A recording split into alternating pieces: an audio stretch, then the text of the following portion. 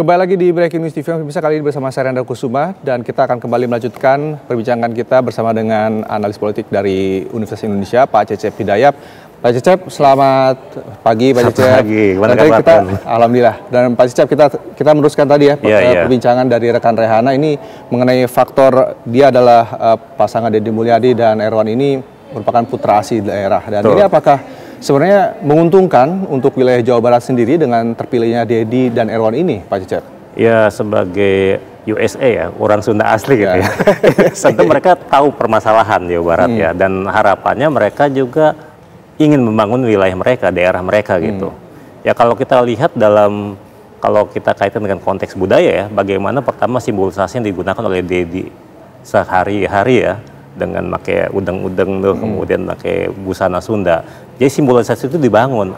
Maksudnya apa? Dia kan ingin merepresentasikan bahwa dirinya adalah orang Jawa Barat dan dia bisa membangun Jawa Barat dengan baik karena dia tahu permasalahan Jawa Barat.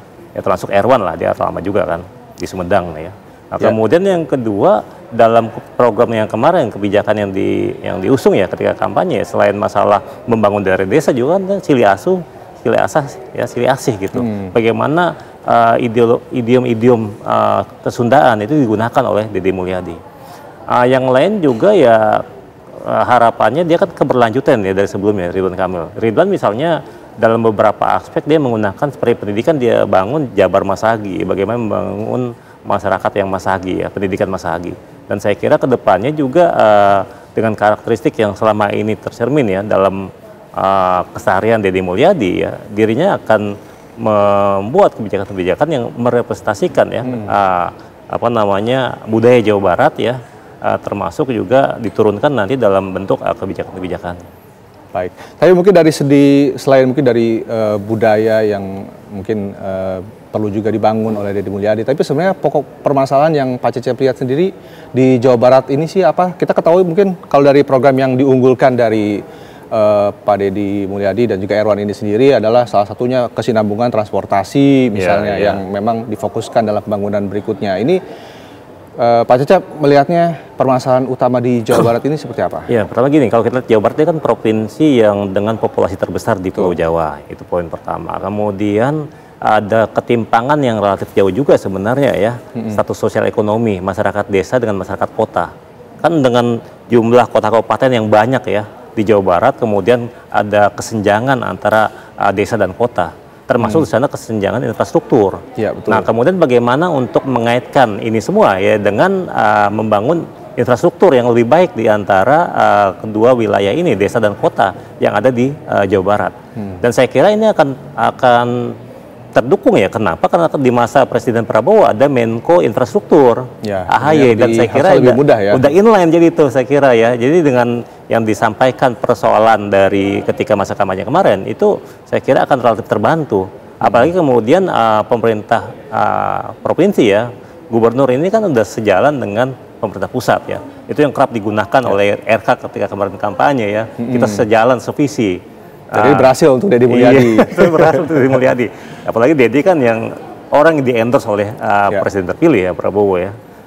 Dan secara mungkin dalam untuk membuat kebijakan pun sebenarnya nantinya tidak akan ada masalah ya dalam di DPRD. Dengan, kita tahu karena dengan tadi perolehan hampir 61%, dengan koalisi partai pendukung pemerintah di DPRD provinsinya relatif lebih kuat, segala kebijakan Demul dan Erwan saya kira akan relatif lebih smooth ya untuk 5 tahun ke depan gitu. Ya, tapi mungkin apakah kita melihat juga pasangan Deddy dan Erwan ini apakah benar-benar akan sama cocok nih keduanya dalam apakah pemikirannya akan sejalan atau mungkin ada beberapa perbedaan yang mungkin bisa diatasi? Oh ya, jadi kan begini, dalam politik tentu saja nggak semuanya abadi ya. Bisa jadi ada relasi kuasa yang nanti akan muncul yang timpang dan itu bisa menjadi variabel misalnya ya. Ini kan masing-masing pertama kali untuk sebagai gubernur nih.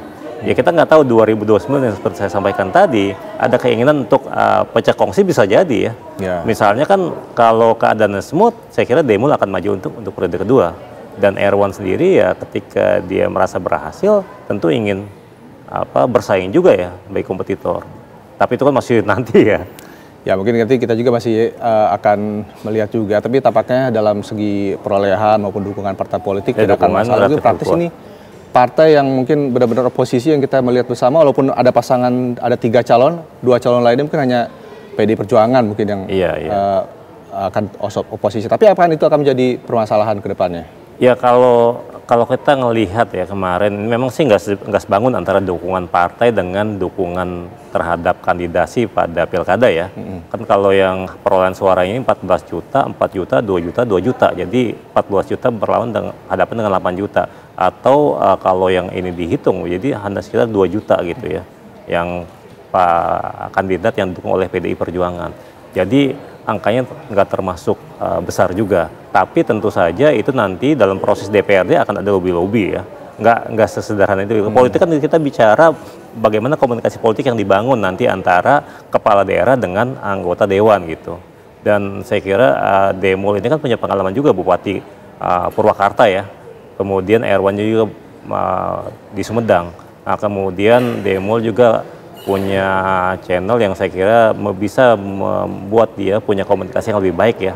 Politisi YouTube, lama juga kan dari Golkar, ya politisi Golkar, kemudian Gerindra, dan bisa membangun komunikasi politik di DPRD provinsi sih ke depannya saya kira. Baik, Pak Cecep, mungkin kita bisa bernostalgia ke dalam proses pemilihan gubernur kemarin. Sebenarnya apa sih yang menjadi daya tarik Deddy Mulyadi dan Erwan ini sendiri sehingga akhirnya bisa terpilih dibandingkan 2 pasangan lainnya, dan kita tahu perolehan pun tidak sedikit, 60 hampir lebih dari 60%. Ya, pertama kan dengan visinya ya ingin membangun mulai dari desa, dan ini jadi hal yang menarik buat Jawa Barat saya kira ya. Bagaimana kalau tadi saya sampaikan ada persoalan ya pembangunan yang belum merata, ada kesenjangan pembangunan di Jawa Barat, ada yang kota dengan sudah maju, ada yang desa yang masih terbelakang. Nah ini jadi tantangan, dan ketika ditawarkan membangun dari desa dengan dana yang besar, tentu ini membuat masyarakat yang sebagian besar warga desa itu mendukung Deddy Mulyadi saya kira ya, pasangan Deddy dan Erwan itu. Dan itu karena itu kemudian realisasi ini yang sekarang kita tunggu nih dalam 5 tahun ke depan, apakah Demul dan Erwan ini bisa merealisasikan apa yang telah disampaikan mereka sepanjang kampanye kemarin. Tantangannya itu ya. Ya salah satunya mungkin pembangunan desa tadi yang difokuskan, ada dana tambahan lebih nantinya untuk tiap-tiap desanya. Tapi ya kita tahu mungkin ini juga pernah diusahakan dalam program Ridwan Kamil sebelumnya, dan ini juga masih akan diteruskan kembali oleh Deddy Mulyadi. Tapi apakah ini bisa memungkinkan Pak Cecep dengan dukungan yang diperoleh oleh Deddy Mulyadi, apakah mungkin berhasil? Dengan dukungan politik yang besar di masyarakat, di publik, kemudian dukungan politik yang besar di DPRD provinsi, saya kira kalau dia punya goodwill sebagai seorang pemimpin ya, dia punya itikat baik, dia bisa berhasil sebenarnya. Ya, apalagi kemudian kalau dia berpikir untuk memajukan wilayah yang dari mana dirinya berasal gitu. Ya mungkin kita juga masih menunggu apa gebrakan dari Deddy Mulyadi. Mungkin salah satu yang mungkin patut disorot adalah bagaimana upaya Deddy Mulyadi ini untuk meningkatkan kesejahteraan warga di Jawa Barat. Dan ini nanti akan kita perbincangkan berikutnya. Pak Cecep, usai jeda berikut tetaplah bersama kami di Breaking News TV One.